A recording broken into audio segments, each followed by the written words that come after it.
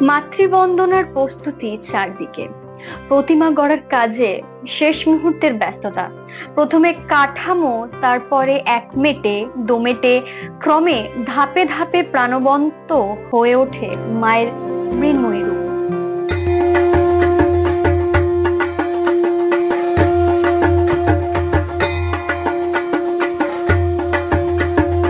প্রতিমা তৈরিতে গঙ্গা জল, ধানের শীষ, গোবর, গাভীর মূত্র ছাড়া আরো একটি উপকরণ প্রয়োজন, যেটি হলো যৌনপল্লীর মাটি।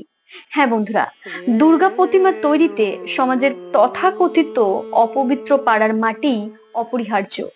এ পাড়ার বাসিন্দাদের প্রতি সমাজের অবজ্ঞা, বঞ্চনা প্রতিনিয়ত।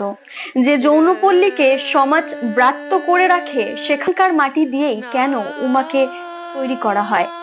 শাস্ত্র মেনেই এই প্রথা চলে আসছে যুগ যুগ ধরে।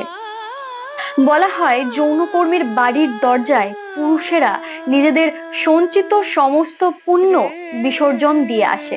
সে কারণেই ওই মাটি পবিত্র হয়ে ওঠে। তা দিয়েই গড়া হয় মাতৃমূর্তি।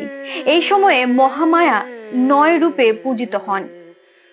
নর্তকী বা অভিনেত্রী, কাপালিক, ধোপানি, নাপিতানি, ব্রাহ্মণী, শূদ্রানী, গোয়ালিনী, মালিনী ও পতিতা। নবম কন্যা যৌনপল্লীরই প্রতিনিধি। মনে করা হয় এই কারণেও এই প্রথার জন্ম হয়ে থাকতে পারে। প্রাচীনকালে ব্রাহ্মণেরা যৌনপল্লীর দ্বারে বিশেষ শ্লোক উচ্চারণ করে মাটি সংগ্রহ করতেন। ক্রমে সে রীতির বদল ঘটে। বর্তমানে কারিগর বা মৃৎশিল্পীরা নিজেরাই এই মাটি সংগ্রহ করে আনেন। অন্ধকারচ্ছন্ন যৌনপল্লীর মাটি ছাড়া আলোয় মুখরিত দুর্গাপুজো সম্পূর্ণ হয় না। দুর্গাপুজো অসম্পূর্ণ।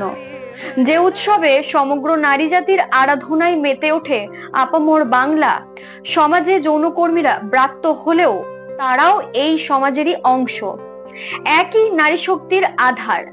সমাজতাত্ত্বিকদের মতে সকল স্তরের নারীর শক্তিকে এক করার উদ্দেশ্যেই এই প্রথার শুরু। পুরাণে কথিত, ঋষি বিশ্বামিত্র কঠোর তপস্যা করেছিলেন ইন্দ্রত্ব লাভের জন্য।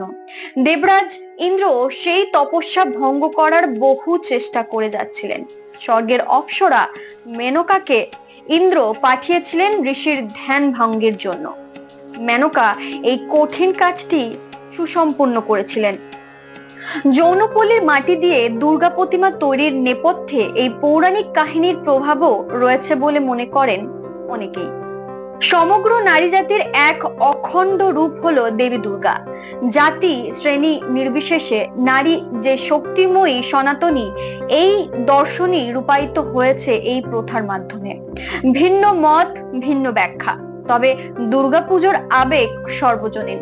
সমস্ত ভেদাভেদ ভুলে মানুষ মেতে ওঠে উৎসবের আনন্দে।